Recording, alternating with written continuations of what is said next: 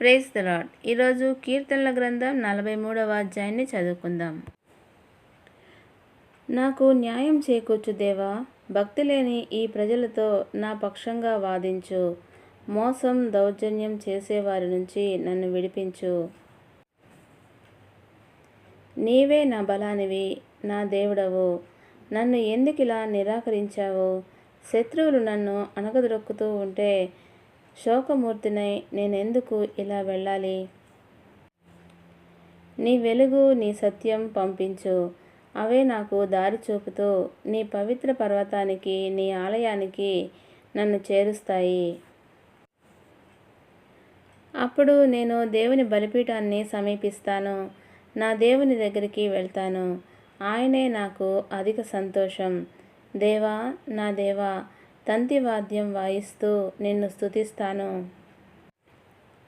మనసా, నీవెందుకు ఇలా కృంగిపోతావు? నాలో నీవెందుకు ఇలా ఘోషిస్తావు? దేవుని మీద ఆశాభావం ఉంచు. ఆయనే నా రక్షణ, నా దేవుడు. ఇంకా ఆయనను స్తుతిస్తాను. దేవుడి పరిశుద్ధ వాక్యమును దీవించునుగాక. ఆమేన్.